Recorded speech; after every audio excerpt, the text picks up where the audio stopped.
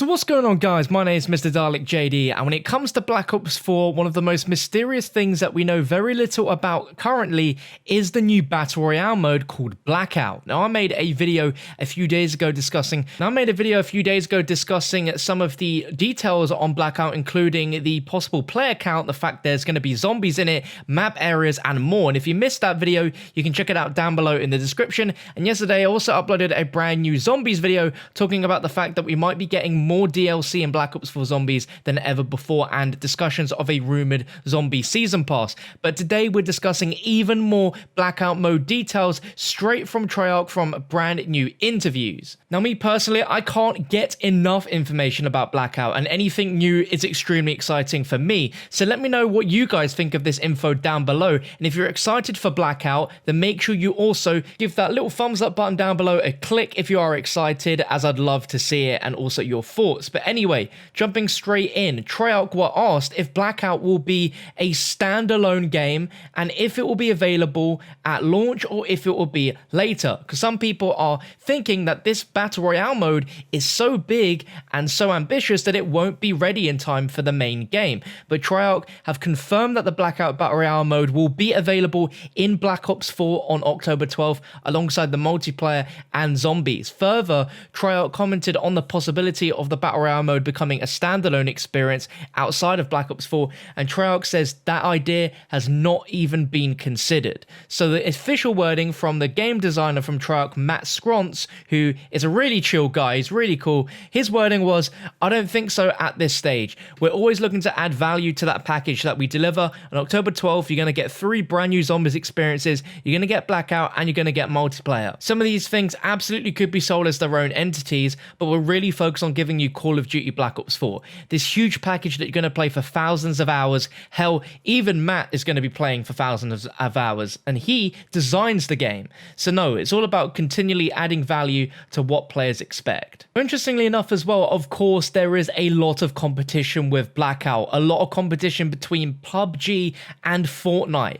Obviously, those two games are looming on Blackout's success, and in order for Blackout to be a success, it has to be better than those two games. The interviewer here makes a remark that both fan bases of PUBG and Fortnite seem to be at each other's throats a lot of the time. So how does Treyarch feel jumping into this very competitive market? And they said that's how we like it. We wouldn't do this if we didn't think we could do it best and better than everybody else. We've got a huge library of content, 10 years of history, we've got the best gunplay out there, the best movement, so we're not too worried about it. Honestly, Treyarch saying they're just worried about making this thing as fun as possible, which is really great to hear because it sounds like they are not giving a single damn about what anyone else is doing. They're just focused on creating what they believe is going to be something truly amazing.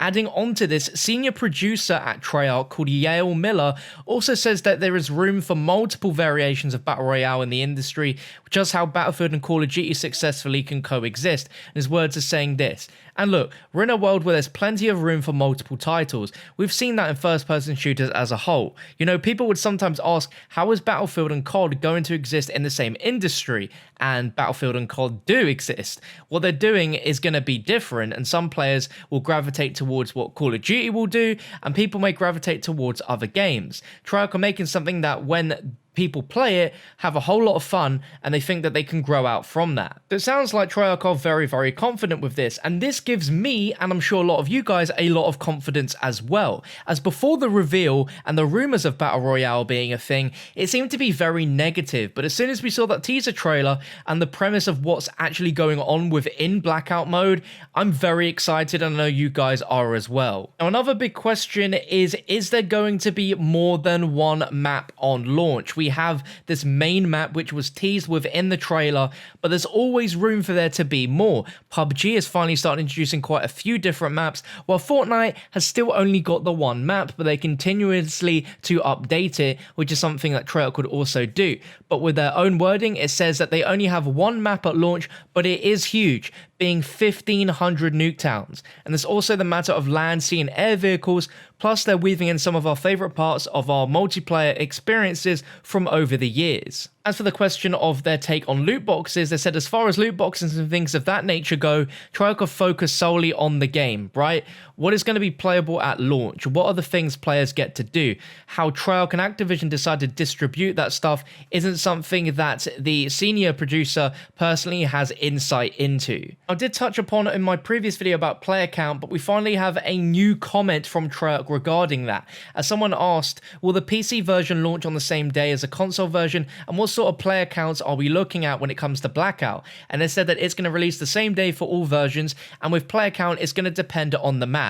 They've tried very, very high numbers and they've tried lower numbers, but it's still something that they're dialing in on. At this point, it's a guarantee that it will be more players than ever done in a Call of Duty game. The exact number is something that Treyarch don't honestly know right now. With traditional MP, they've experimented and took it down to 5v5 because it's what felt right in the space, and they'll approach Blackout in the same manner. It's about what's best for the game, plus getting into engagements, engagement distances, and those sort of things. That's the stuff that decides player count. Now, I'm sure you guys were as well as me when we first heard that there's going to be land, sea, and air vehicles being thrown into the mix for Blackout.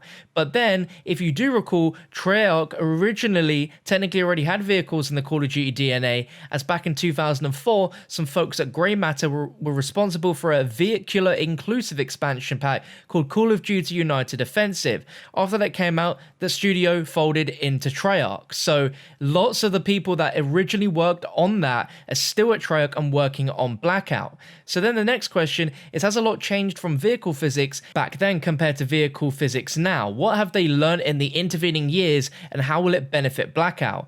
And they said that they've dabbled a little with vehicles on Black Ops 3 with one of the DLC maps that featured siege bots. But when it comes down to it, with vehicles, they're all about the feel. What they'll be delivering on Blackout will be all about intuitive controls, being able to pack up with your buddies. It's about fun whether you're on the offense or defense, or just traveling to point. Like you said, it isn't something new, but they've had that DNA from Jeeps and tanks in multiplayer long ago, but also vehicles used in single player campaigns. The guys on the team responsible for those know how to make a damn good vehicle. Now, with Blackout coming out on PC and consoles, there's not only the original Xbox One and PlayStation, but also the Xbox One X and PS4 Pro. Will Treyarch be making any optimization changes for the newer consoles? And if yes, will there be an unfair disadvantage if someone's playing on an older PlayStation versus someone rocking a PlayStation 4 Pro? They said, well, just outside the interview area, there's a range of different capture machines running. The capture setups out there are running just standard definition range, while there are other ones that are running full HDR, high resolutions, better visuals in general, and smoother frame rates. They're absolutely optimizing the boxes that are out there. And as for larger advantages and disadvantages, there doesn't seem to be any. They're still going to get the 60 frames a second no matter what the console. You might just get better visual fidelity on the more powerful consoles. So all in all, a really interesting interview which has just gone live on the internet from a news website called finder.com.au, who managed to have a interview with Matt Skronks and the senior producer Yael Miller about Blackout. Probably the first interview we've heard since the actual reveal itself, talking about details on Blackout that we've not heard before. And also today, a new interview of PlayStation blog and David Vonderhaar has been released, which confirms that Battle Royale within Blackout is going to be in first person. Vonderhaar says Call of Duty delivers Battle Royale uniquely because of the heritage and how there's 10 years worth of Black Ops content that can be brought together for this mode. It's distinctly first person, obviously, and reaffirms that the Blackout mode will be available at launch on October 12th. Now, during the reveal, Von stated the map is 1,500 times bigger than Nuketown, and in the interview with PlayStation blog, he says that that estimate is on the conservative side, claiming it will end up being bigger than what they're hinting at so far. Treyarch said they'd done some math, and you know, it's a big world, biggest they've ever created for sure, and you can navigate it with land, sea, and air vehicles, both new and inspired by the games that came before it. But there's still more to this video, and it's of course about the size of the Battle Royale map. Now obviously, when Treyarch announced the Battle Royale mode, it refused to say exactly how big the map would be, nor how many players would take part, but they did say that it's 1,500 times the size of Nuketown, and that's the only unit of measurement we have in guessing the size of the map. But my fellow buddy and YouTuber Drifter,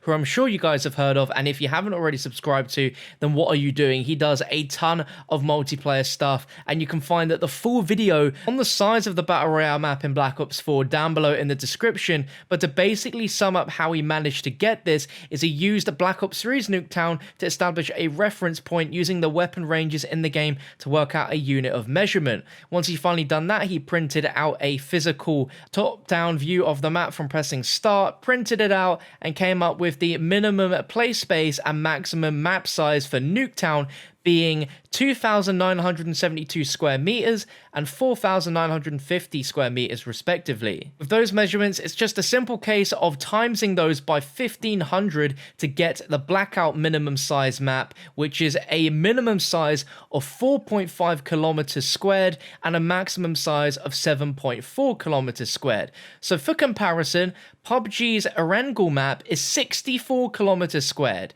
which is gigantic, and Fortnite's is 5.5 kilometers squared. So the minimum size for Blackout is probably the more accurate figure, which would place Black Ops 4's Blackout Battle Royale map at a square kilometer smaller than Fortnite's. And this does sound quite small to you, but this is actually surprisingly big given the close quarters nature of Call of Duty gameplay, and we're not even sure if Blackout's going to hit the 100 player mark or if it's going to be even above 100 players.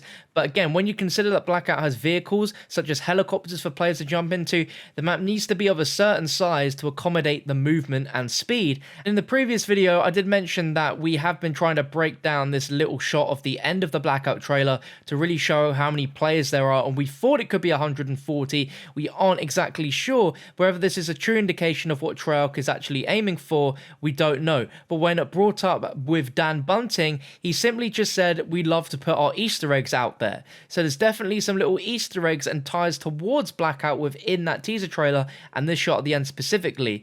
But there we have it. Blackout, according to Drifter, is a square kilometer smaller than Fortnite's map. I'm sure over the coming weeks and months we'll get some more details and hopefully be able to either see if this is true or if it was just some bad mathematical working out here. But either way, it's a good reference point to start out with. But I think that's going to round up today's video on Blackout. If you guys did enjoy it, like I said at the start of the video, a thumbs up would be very much appreciated. And if you are new around here and you haven't already subscribed, then please go ahead, hit that subscribe button and turn on that notification bell so you never miss out on amazing Black Ops 4 videos like this one. And I have more zombie videos coming out later today, as well as some which you may have missed yesterday. You can find the links to my last videos in the description or available on screen now for you to click. And it's always been a card and interactive eye throughout this entire video, just like they always are. But thank you for watching. You've been amazing, and I'll catch you next time.